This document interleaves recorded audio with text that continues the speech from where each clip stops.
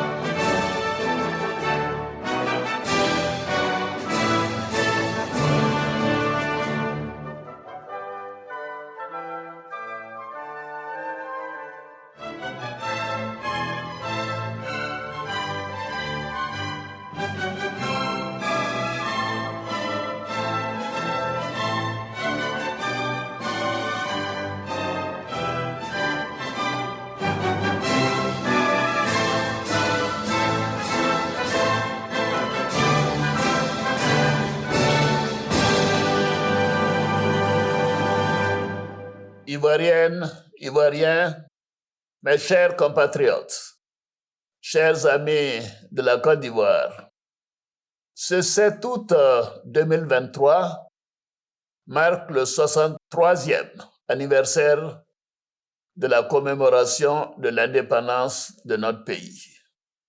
C'est un moment important pour la vie de la nation. Cette année, cette célébration se tient dans un contexte de deuil national, suite au décès survenu le 1er août dernier de mon aîné, le président Henri Konan Bédié, ancien président de la République de Côte d'Ivoire. Au moment où je m'adresse à vous, je voudrais saluer la mémoire de ce grand homme d'État qui a marqué son époque et notre pays. Je réitère mes condoléances à son épouse, Madame Henriette Bédié, à sa famille, à son parti politique, le PDCI-RDA, et à tous les Ivoiriens. Chers frères, chères sœurs, en dépit d'un contexte mondial difficile, marqué par les effets négatifs de la pandémie de COVID-19 et la guerre en Ukraine, l'économie ivoirienne poursuit sa dynamique de croissance avec un taux de 6,7% en 2022 et une projection de plus de 7% par an pour la période 2023-2025. Par ailleurs, l'inflation a pu être maîtrisée grâce à la politique monétaire menée par la BCEAO et les décisions prises par le gouvernement de subventionner les produits pétroliers et de plafonner les prix de plusieurs produits de grande consommation. Les grands équilibres macroéconomiques sont donc maintenus. La bonne gouvernance et la lutte contre la corruption se renforcent chaque jour grâce à l'action du gouvernement et des institutions compétentes. Pour consolider les bonnes perspectives de l'économie ivoirienne et accélérer sa transformation structurelle, nous avons conclu un programme économique et financier de dernière génération avec le Fonds monétaire international. Les réformes identifiées dans ce cadre, que le gouvernement du Premier ministre Patrick Achi met en œuvre avec vigueur, accordent une place centrale au secteur privé et à l'instauration d'une fiscalité mieux adaptée à la structure actuelle de notre économie. Comme j'ai eu l'occasion de le souligner, nous sommes déterminés à faire émerger des champions nationaux dans tous les secteurs de notre économie et à poursuivre l'amélioration de l'environnement des affaires. Pour donner un meilleur cadre de vie aux Ivoiriens et renforcer la compétitivité de notre économie, les grands chantiers d'infrastructure se poursuivent. C'est dans ce cadre que nous avons récemment procédé aux inaugurations du parc des expositions d'Abidjan, de l'autoroute Yamoussoukro-Thiébissou, ainsi que de l'usine d'eau potable de Lamé. Le pont de Cocody sera inauguré dans les prochains jours et d'autres infrastructures structurantes seront bientôt terminées, notamment l'autoroute Thiébissou-Bouaké, la côtière Abidjan-San Pedro-Grand Bérébi, le pont reliant Yopougon au plateau, l'autoroute de contournement d'Abidjan, ainsi que la centrale solaire de Boundiali, les barrages hydroélectriques de Gribo-Popoli et de Sengrobo-Awati. Je suis heureux des progrès accomplis à ce jour en matière d'infrastructures routières, de santé, de protection sociale, d'éducation-formation, d'électricité et d'eau potable qui sont si importants pour nos populations. Mes chers compatriotes, chers frères, chères sœurs, l'objectif de notre action demeure l'amélioration continue de l'accès de nos frères et sœurs aux services sociaux de base. C'est pourquoi, malgré la conjoncture difficile, nous poursuivons les investissements dans ces secteurs. La mise en œuvre de nombreux projets et programmes, en particulier le programme social du gouvernement, initié par feu le Premier ministre Amadou Gon Coulibaly, ont permis de renforcer l'offre et la qualité des services dans ces secteurs prioritaires sur toute l'étendue du territoire national. Conformément à nos engagements, nous avons redistribué les fruits de la croissance à travers des mesures sociales fortes, telles que la revalorisation du SMIC, l'augmentation de la rémunération des fonctionnaires, ainsi que des fonds alloués à l'entrepreneuriat et aux initiatives des jeunes. À cet égard, je voudrais indiquer que le programme jeunesse du gouvernement est une nouvelle approche dans la prise en charge des besoins de nos jeunes dans leur diversité, en mettant l'accent sur la formation, l'encadrement, l'insertion professionnelle et le développement des compétences. Ce programme est doté d'une enveloppe globale de 1118 milliards de francs CFA pour la période 2023-2025. En effet, dans un contexte international marqué par de nombreuses crises et d'importants bouleversements, notamment la guerre en Ukraine qui perdure, les naufrages tragiques en Méditerranée, nous devons demeurer à l'écoute de nos jeunes et des populations les plus vulnérables. Nous devons renforcer leur sécurité, encourager la participation active de la jeunesse à la vie de la nation et leur fournir un cadre de vie favorable à leur épanouissement, car ils seront les élites de demain. Mes chers compatriotes, les institutions sont le socle de la nation. Elles assurent la protection des citoyens et garantissent les droits et libertés de toutes les Ivoiriennes et de tous les Ivoiriens. La récente modification constitutionnelle qui vient d'être adoptée par le Parlement réunis en congrès permettra plus d'efficacité dans l'examen des projets de loi soumis au Parlement par le gouvernement en faisant coïncider la période de travail parlementaire et celle du travail gouvernemental.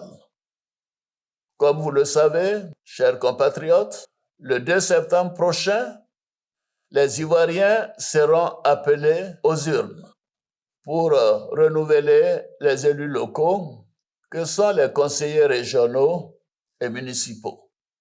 Les élections sénatoriales pourront donc être programmées pour le 16 septembre 2023 avec la participation de tous les partis politiques, car les sénateurs ont été maintenus en fonction depuis décembre 2020, en attendant le renouvellement des conseillers régionaux et municipaux par tous les partis politiques.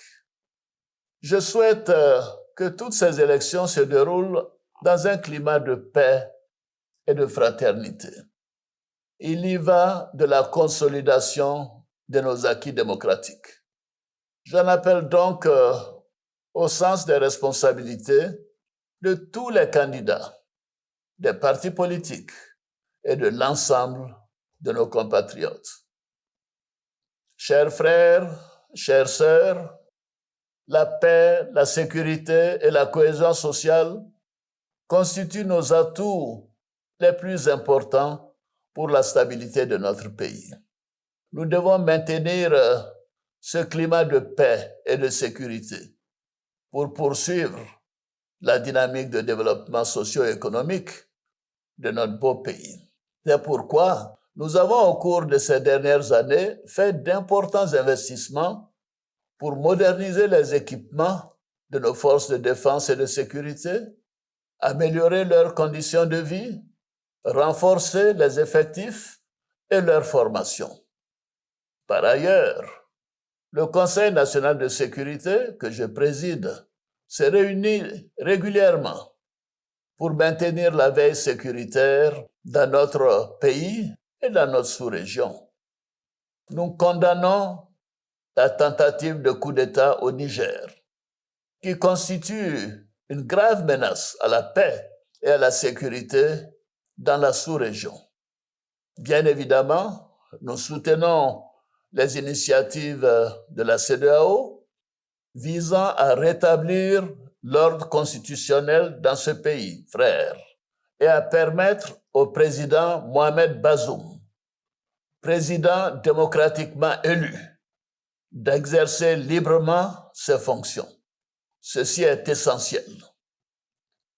Chers frères, chères sœurs, dans quelques mois, plus précisément le 13 janvier 2024, notre pays aura l'honneur d'accueillir la 34e édition de la Coupe d'Afrique des Nations de football, la CAN 2023. Nous sommes déjà prêts, je dirais fin prêts, à accueillir la plus grande compétition sportive du continent.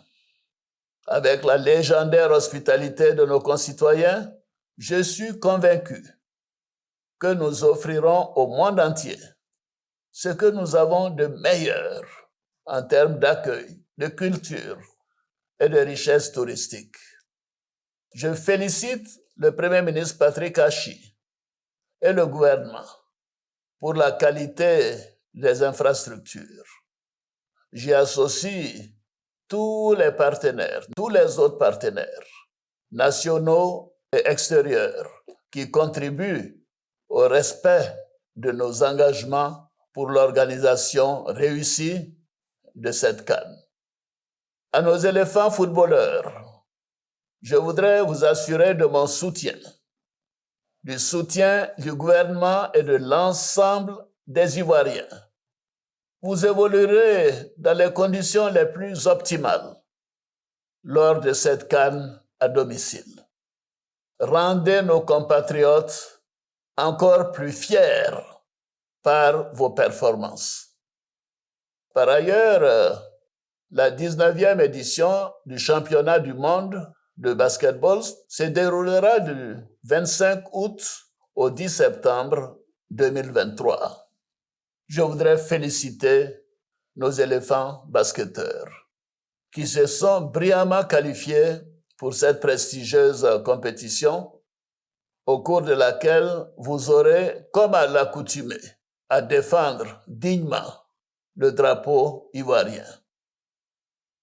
Mes chers compatriotes, chers frères, chères sœurs, le père de la nation, le président Félix Houphouët-Boigny, avait pour seule obsession la paix. La paix des cœurs, la paix sociale et la paix entre les nations.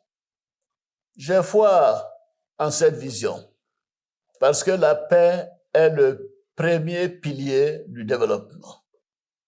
Nous continuerons donc à y travailler sans relâche pour le bonheur et l'épanouissement de tous les habitants de notre beau pays, pour une Côte d'Ivoire développée et moderne.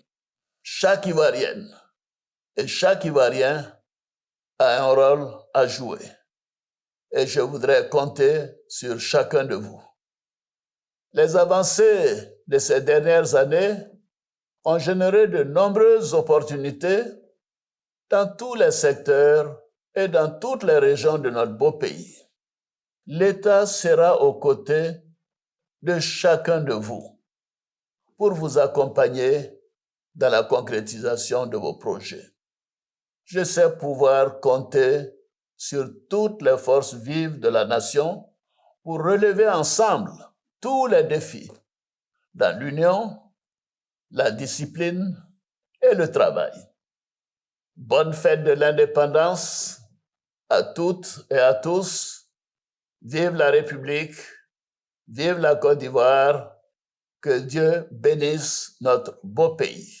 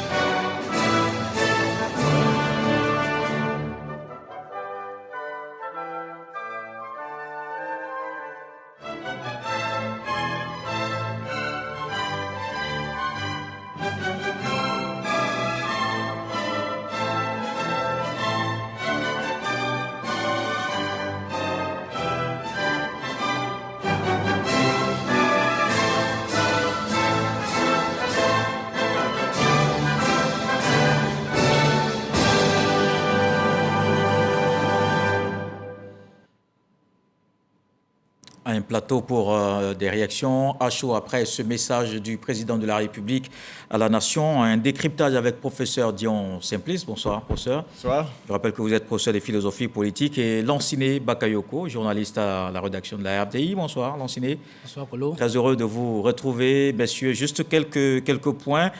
Professeur, d'abord, en commençant par cet hommage, et il fallait s'y attendre, cet hommage au président Henri Konan Bédié.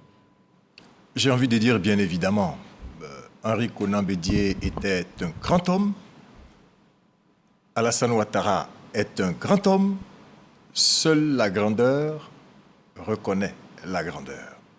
Et nous ne sommes pas étonnés que le président Alassane Ouattara rende hommage à son aîné. C'est ce qu'il dit, à son aîné. Et donc seul un grand homme peut célébrer un grand homme. C'est ce qu'il vient de faire et il l'a dit de façon très concise parce que les actes ont déjà parlé pour lui. La fête nationale est un moment de fierté nationale. Vous aurez remarqué que cela se caractérise par des festivités. Et des festivités, on en avait prévu cette année. Mais vous voyez que cette triste nouvelle a conduit le chef de l'État à dire que ce moment de fierté nationale ne peut pas occulter le fait que nous sommes dans un moment de tristesse nationale. Et il est important que nous puissions rendre hommage à celui qui s'en va. Il n'y aura pas d'inauguration pour le moment de pont, il n'y aura pas de grandes festivités, mais parce qu'il faut savoir dire merci à quelqu'un qui a donné sa vie à la Côte d'Ivoire. Et c'est là toute la grandeur du chef de l'État qui nous a montré le chemin du cœur. Il y a le président de la République qui a décrété 10 jours de deuil national, les drapeaux en berne. On parle aussi de la réforme constitutionnelle qui a eu récemment, notamment en introduisant les 2 sessions au Parlement, au Sénat et à l'Assemblée nationale. On a entendu justement les députés qui s'en réjouissaient, qui attendaient que cette réforme ait lieu pour que cela coïncide, et le président de la République l'a dit, avec l'agenda du gouvernement. C'est un souci de cohérence et d'efficacité. Voilà. Parce que si la roue doit tourner, il faut que l'axe soit en place et il faut que les rayons soient à équidistance. Alors, les députés ne peuvent pas être en vacances quand le gouvernement est au travail et le gouvernement ne peut pas être en vacances quand les députés sont au travail. Donc, c'était un souci de cohérence, un souci de logique pour que le travail soit plus efficace, et il est heureux que les parlementaires aient accordé cela au chef de l'État pour qu'il soit plus percutant et plus pertinent dans le travail que la nation ivoirienne lui a confié. L'enseignant Bakayoko, avec vous, on parle d'économie, l'économie nationale qui se porte bien, taux de croissance autour de 6%, en projection 7% par an dès l'année prochaine. C'est justement un autre bon point de ce message du président de la République. Oui, effectivement, dans cette période de conjoncture internationale qui n'est pas tout à fait reluisante, obtenir 6% de taux de croissance, c'est une prouesse. Et avec des projections de 7%, je pense que la Côte d'Ivoire renoue effectivement avec la croissance. Et il a dit, il y a la maîtrise de l'inflation, aujourd'hui autour de 5%. C'est vrai que par le passé, on était autour de 3,6%, mais aujourd'hui, 5%, ce n'est pas donné puisque tout le monde connaît les pressions sur les prix. Mais le chef de l'État a parlé de chantiers structurants. Chantiers structurants au niveau des infrastructures routières, des infrastructures hydrauliques. Mais moi, je voudrais insister sur la question des infrastructures électriques. Parce que c'est très, très important dans un contexte où on veut procéder à l'accélération, à la transformation structurelle de notre économie. Alors, cette transformation structurelle de l'économie est l'un des piliers essentiels de cette transformation, c'est la question de la disponibilité de l'électricité. Et le chef de l'État a annoncé beaucoup de chantiers qui vont être terminés. Il a parlé de Gribo Populi. Gribo Populi, c'est à peu près 112 MW qui vont être produites. Il a parlé de Awati, à peu près 44 MW. Il a parlé de la centrale photovoltaïque de Bundiali, qui va être autour de 37 MW. Donc, bon an, mal an, la Côte d'Ivoire va mettre à disposition près de 200 MW qui vont s'ajouter aux 2229 MW qui existent déjà. Et ça va permettre de soutenir la relance économique. Voyez-vous, il y a d'autres centrales, d'autres infrastructures électriques qui sont en train d'être réalisées, notamment à Tabot, qui vont servir à alimenter la zone industrielle. La zone industrielle dont l'énergie va venir d'Azito. Aujourd'hui, Azito a amélioré sa capacité de production à 710 MW, soit à peu près le tiers de la production de la Côte d'Ivoire. Alors justement, on parlait de croissance économique tout à l'heure, et cette croissance économique, c'est tout le pays qui ressent à travers tous ces grands chantiers, et principalement les jeunes, avec qui il y a un programme cette année du gouvernement, le programme jeunesse du gouvernement, 1118 milliards de francs CFA jusqu'en 2025. C'est aussi important de relever cette question. C'est vrai que le gouvernement avait pris la pleine mesure, puisque aujourd'hui le gouvernement a décidé de mettre le secteur privé au cœur de sa politique de développement. Parce que c'est le secteur privé qui va relancer, qui va porter effectivement le développement et qui va créer l'emploi. Le secteur public n'est plus en capacité d'être le principal fournisseur d'emplois en Côte d'Ivoire. Donc le secteur privé est un élément central. Alors, le gouvernement a déjà mis en place un programme social de gouvernement. Il s'agit de permettre aux populations de ressentir effectivement les effets de la croissance. Et par le passé, ce programme qu'on appelle le PS-Gouv est autour de près de 3100 milliards de francs CFA globalement. Mais c'est le PJ-Gouv que le gouvernement a initié cette année est un pan de ce programme de gouvernement. Le chef de l'État l'a dit, ça sera à peu près de 1118 milliards de francs CFA, mais pour la seule, sur 2 ans, 2023-2025.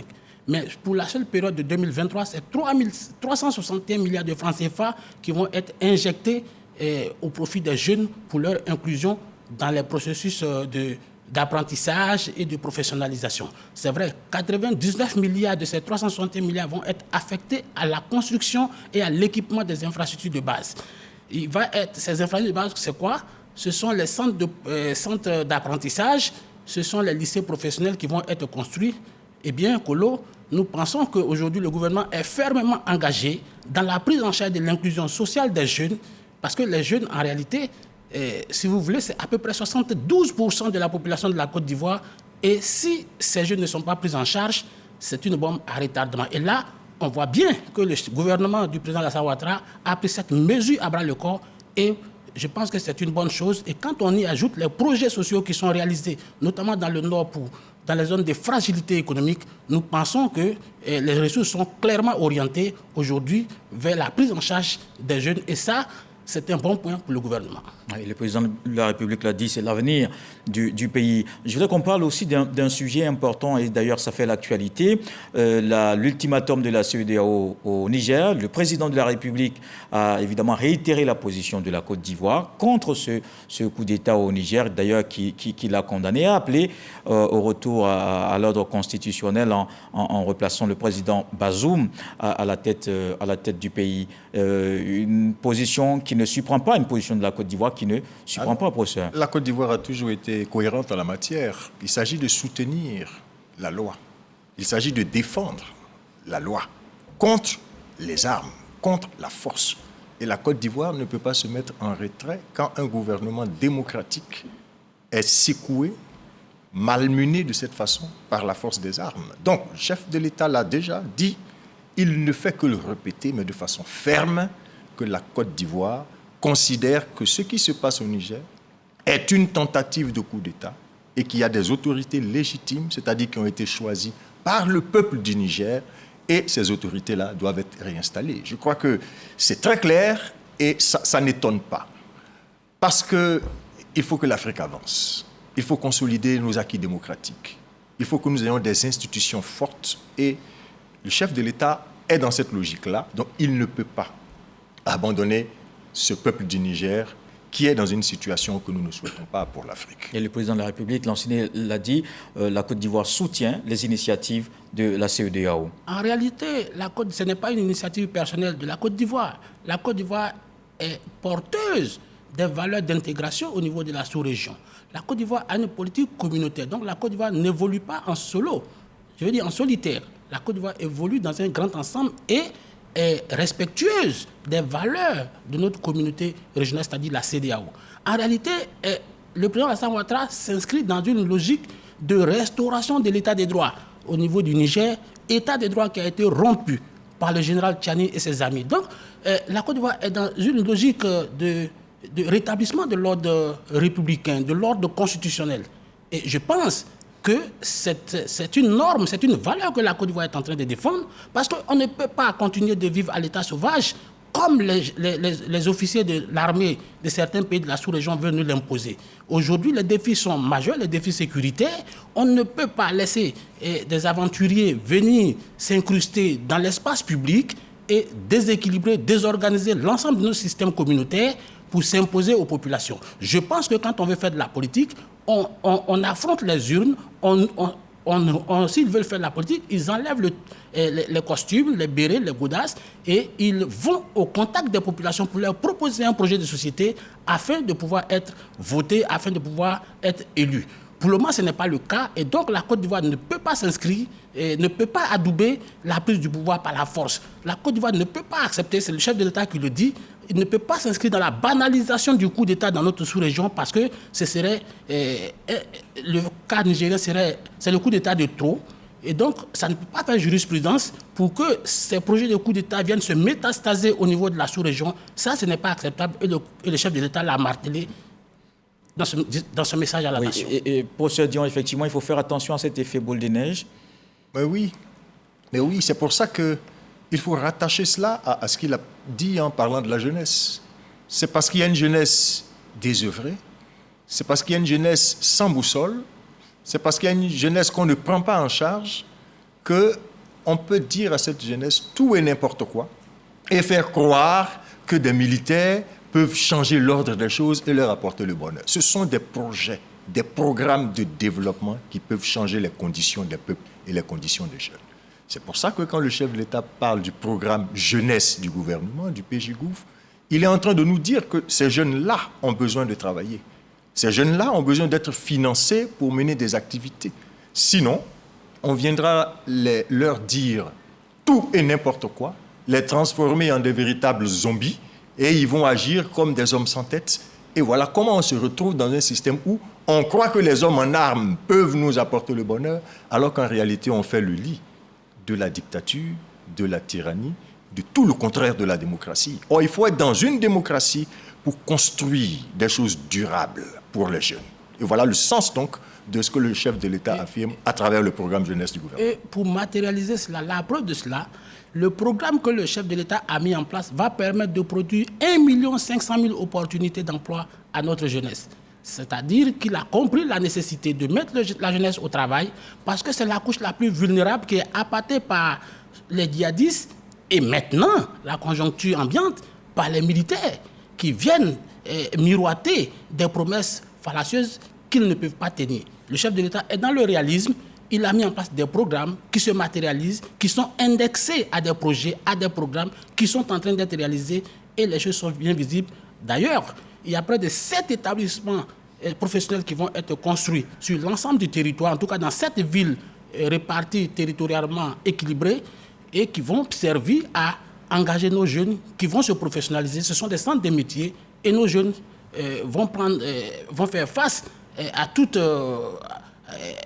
ces yeux doux que les militaires viennent leur faire. Je pense qu'en Côte d'Ivoire, le chef de l'État a pris la pleine mesure et il a pris les devants. Oui, et en termes d'infrastructure, et là nous allons maintenant en sport, parce qu'on a un grand rendez-vous en janvier, le 13 janvier 2024, c'est la CAN. La CAN est la Côte d'Ivoire qui accueille le reste du monde. Le président de la République l'a dit tout à l'heure, avec beaucoup de confiance, en prenant l'engagement évidemment, avec lui, tous les Ivoiriens, de recevoir tous les invités dans les meilleures conditions, les conditions justement qui sont réunies. C'est rassurant. C'est très rassurant et il est le premier capitaine du navire. Donc il est le premier capitaine des éléphants. Et ce qu'il fait, c'est de galvaniser ses troupes. Parce que nous ne pouvons pas organiser une telle compétition et ne pas rêver remporter cette compétition. Ce que j'apprécie, c'est d'abord qu'il félicite le Premier ministre Hachi Patrick et le gouvernement. Donc, il nous dit qu'il est satisfait de son équipe qui travaille bien. Ça, c'est la marque du chef, qui sait reconnaître le travail de ses collaborateurs. Deuxièmement, il lance un appel aux éléphants. Mais pas seulement aux éléphants footballeurs, aux éléphants basketteurs. Parce qu'on a le sentiment que voilà des jeunes qui nous apportent de grandes satisfactions, mais qui semblent être laissés de côté. Et il y a des footballeurs en qui on met toute notre confiance et qui nous déçoivent toujours. Le chef de l'État leur dit « Je suis attentif à tous les sports, je suis attentif à toutes vos performances. Autant j'encourage les footballeurs, autant je dis bravo aux basketteurs parce qu'ils nous donnent du sourire, ils nous donnent de la joie. » Et je pense que cet appel-là, de la part d'un chef, c'est fort. Il est en train de réveiller l'élan patriotique des jeunes pour leur dire que quand vous êtes sur un terrain, c'est votre pays que vous défendez. Et de la même manière que nous nous battons pour qu'il y ait des performances politiques, économiques dans le pays, vous êtes les ambassadeurs de la Côte d'Ivoire. Et à travers vous, la Côte d'Ivoire doit grandir. C'est le message qui vient de leur porter et souhaitons qu'ils le comprennent bien et qu'ils défendent les couleurs nationales. L'enseigner sur la CAN. Sur la CAN, je pense que le gouvernement a fait sa part. Aujourd'hui, les infrastructures socio-sportives qui ont été construites, en tout cas, sont des véritables espaces pour permettre à la jeunesse de Côte d'Ivoire de s'épanouir. Maintenant, la Côte d'Ivoire va accueillir le monde africain, je dis bien, du football, qui va venir élire domicile en Côte d'Ivoire. Ils viendront voir des infrastructures qui sont là. Ils viendront voir que toutes les commodités sont réunies pour qu'ils puissent pratiquer du bon football. La balle est désormais dans le camp des footballeurs et principalement des footballeurs ivoiriens. Et indépendamment de ça, ce qui est important aussi, c'est qu'aujourd'hui, la Côte d'Ivoire est dotée de diverses infrastructures, notamment dans les quartiers. Vous avez vu, à Koumassi, il y a des agoras qui sont construits à Bobo, dans beaucoup d'autres zones, qui permettent aujourd'hui à la jeunesse ivoirienne de s'épanouir, de s'égayer, de travailler, oui, mais aussi parce que c'est par le sport aussi que le citoyen de demain va se bâtir. Donc, je pense qu'aujourd'hui, la Côte d'Ivoire est sur le bon chemin. La balle est dans le camp des éléphants et je pense que patriotisme oblige, ils nous feront plaisir. Alors, monsieur, il ne me reste plus vraiment qu'à vous remercier. Vous remercier pour votre sollicitude, professeur Dion Simplice, professeur des philosophies politiques, et vous, Lanciné Bakayoko, journaliste, chef du service économie de la rédaction de RTI1. Monsieur, merci pour ce décryptage. Merci et l'actualité se poursuit. D'ailleurs, le président de la République, dans son message, a rendu hommage au président Henri Konan Bédié. De longues files d'attente au domicile depuis l'annonce du décès. Une disparition qui impacte le parti qu'il dirigeait. Le PDC-IRDA pleure son leader. Le Parti démocratique de Côte d'Ivoire a procédé hier à la première veillée. Éric Goré. Henriette Konan Bédié, à sa résidence depuis quelques jours, voit défiler toutes les composantes de la société ivoirienne pour lui apporter soutien et réconfort. Le baobab de Daoukro s'est couché à jamais et cette vérité est difficile à accepter. Le Yako ivoirien a pris toute sa place. Les corps constitués, dont les diplomates en cette période difficile, sont allés saluer la famille. Monsieur le Président Bédié était le premier ambassadeur entre la Côte d'Ivoire et les États-Unis. Donc, il a une place spéciale dans l'histoire entre nos deux pays. À toute sa famille et surtout tous les peuples ivoiriens, un nom de condoléances pendant ce moment difficile. Les figures du paysage politique, culturel et sportif marquent également leur présence. Le Parti démocratique de Côte d'Ivoire, parti dont est issu Henri Konan Bédié, présente aussi ses condoléances à la famille. Le peuple baoulé aussi. Le peuple haïtien, représenté par de hautes personnalités, est allé apporter son soutien à la famille Bédié.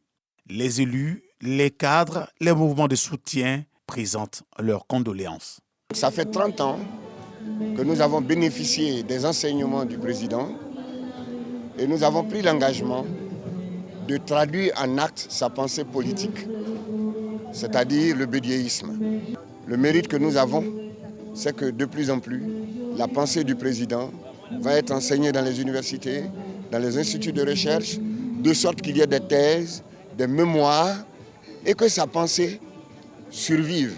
Dans la soirée, le Parti démocratique de Côte d'Ivoire, PDCI, a organisé la première veillée funèbre pour rendre hommage à son président. D'autres veillées sont prévues dans les prochains jours. Le préfet de région de l'IFU a conduit une délégation du corps préfectoral. Des directeurs régionaux et chefs de service en fonction dans la région y étaient aussi pour des condoléances à la famille biologique du président Henri Konan Bédié. Le reportage de Charles Tatou. Le corps préfectoral et les directeurs régionaux et chefs de service en fonction dans la région de l'IFU, avec à leur tête le préfet de région, sont allés à Pré-Pressou. Objectif, exprimer leur douleur et leur compassion à la famille biologique et aux familles alliées de feu Henri Konan Bédié, ancien président de la République de Côte d'Ivoire. Déjà, au sommet de l'État, le président de la République lui-même a exprimé sa compassion à la famille éplorée, à toutes les familles alliées et bien entendu à l'ensemble des Ivoiriens. Et au niveau local, nous qui sommes les démembrements de l'État, les représentants locaux du président de la République du gouvernement, nous sommes venus ici également dans la pure tradition pour exprimer notre douleur, notre compassion à la famille. Nous partons d'ici avec le sentiment que cette famille accueille d'un stoïcisme la disparition de leur fils. Aujourd'hui, le volet républicain prime. Nous apprécions votre démarche. Nous disons merci à M. le Préfet et à toute la délégation qui l'accompagne. La région de l'IFU est composée de 4 départements, à savoir Daoukro, Prikro, Ouélé et Mbayakro. Le décès du président Henri Konan Bédié est un choc pour les Ivoiriens. Cette personnalité a privilégié le dialogue et la paix. Il a dominé la vie politique ivoirienne depuis plusieurs décennies. Éric Goré a rencontré des acteurs majeurs de la société qui lui rendent hommage. Respect des 10 jours de deuil décrétés sur toute l'étendue du territoire ivoirien. Le deuil est vécu par toutes les populations de Côte d'Ivoire. La ministre d'État Kandia Camara et la ministre Anne Désiré Ouloto évoquent cette illustre personnalité. C'est une grande tristesse pour toute la Côte d'Ivoire Il a été un grand homme d'État qui a beaucoup apporté à la Côte d'Ivoire. Le président Henri Konan Bédié est un homme d'État qui fait partie de la grande famille des oufouettistes, dont je me réclame également. Et donc je voudrais pleurer ce grand oufouettiste, cet homme d'État. Joseph Seka Seka, vice-président du CESEC, parle de sa rencontre avec l'homme. J'ai eu à prendre contact directement avec le président Henri Konan Bédié lorsque mes camarades du PIT ont demandé que je fasse les démarches pour notre entrée au RHDP. Il nous a encouragés et c'est lui-même qui a transmis nos dossiers à la direction du RHDP. HKB était une personnalité d'exception selon ce diplomate. À chaque fois, s'il y a un petit souci, on court vers Daoukro afin d'aller voir le vieux. Et il a toujours prodigué de bons conseils, il a toujours apaisé la tension sociale, le climat social. Et aujourd'hui, nous vivons en Côte d'Ivoire dans la paix, dans la cohésion, dans la quiétude. Et en partie, c'est grâce à son Excellence Michel Henri Konan Bédié. Dame Cissé Assiatou, opératrice économique, pleure un père.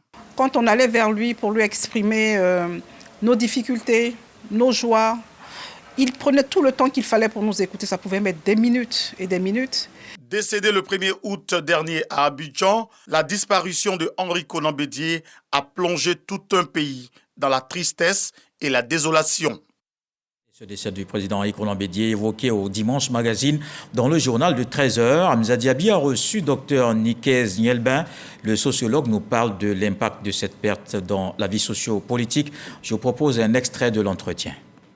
Je pourrais dire que c'est un bel âge. Il part au bon moment, il part de la meilleure façon et il a rempli sa mission. Mais pour ce qu'il a représenté sur Terre, ce qu'il a fait, que ce soit du côté des traditions africaines, puisque c'était un prince, ou que ce soit du côté des Occidentaux, puisqu'il allait jusqu'au plus haut niveau, à savoir président de la République, pas de n'importe quel pays, la Côte d'Ivoire, alors ça va représenter automatiquement une perte. En tant que tel, on peut dire qu'il n'a pas peut-être été un sociologue pur, mais il l'a été de par sa vie, de par ce qu'il a apporté, puisque gouverner un pays, c'est avoir une vision de l'homme, une représentation de l'homme. C'est avoir aussi une vision de la paix, c'est avoir une vision de la politique, c'est avoir une vision de tout ce qui se passe en société. Il a incarné beaucoup de cohésion, beaucoup de paix, beaucoup de sagesse. Il a même gouverné, enfin il est même resté jusqu'à présent responsable du plus vieux parti politique de Côte d'Ivoire. Et il a aussi obtenu le parchemin du plus grand leader de Côte d'Ivoire, à savoir Houphouët-Boigny. Donc tout cela, forcément, pour nous sociologues, il y a matière. Il y a beaucoup de choses à retenir. Je pense que même au-delà de la cosmogonie baoulée, on peut dire la cosmogonie africaine. C'est rare que quelqu'un de son vivant dise que c'est celui-là qui me succédera. Et dans le reste de l'actualité, nous revenons comme tous les dimanches sur les points qui ont marqué l'actualité de la semaine. Le 7 sur 7 avec Souleymane Doni Songou et Rigoré.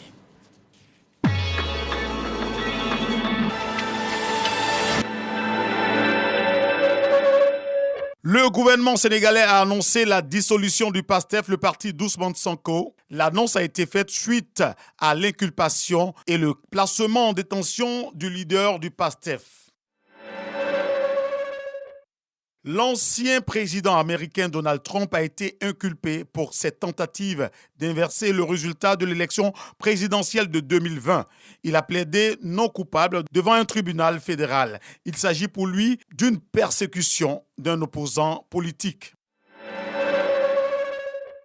Le général Modi Beret, chef de la police de la mission des Nations Unies en RDC, MONUSCO, a annoncé que l'organisation apportera sa contribution technique dans l'enquête sur la mort de l'opposant politique Chérubin Okende. Ce dernier avait été retrouvé criblé de balles le 13 juillet à Kinshasa.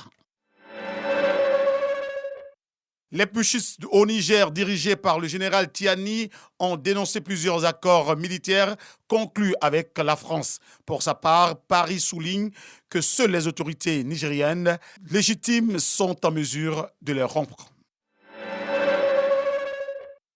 Le gouvernement fédéral éthiopien a déclaré l'état d'urgence après des affrontements entre l'armée et des combattants locaux ces dernières semaines dans la région de l'Amhara, dans le nord du pays. Selon Médecins sans frontières, la situation des migrants à la frontière franco-italienne est accablante. Leur dernier rapport observe des violences et des refoulements systématiques sans prise en compte du droit international. 28 personnes ont perdu la vie dans un accident de train dans le sud du Pakistan. Au moins 1000 personnes se trouvaient à bord de l'engin quand il a déraillé.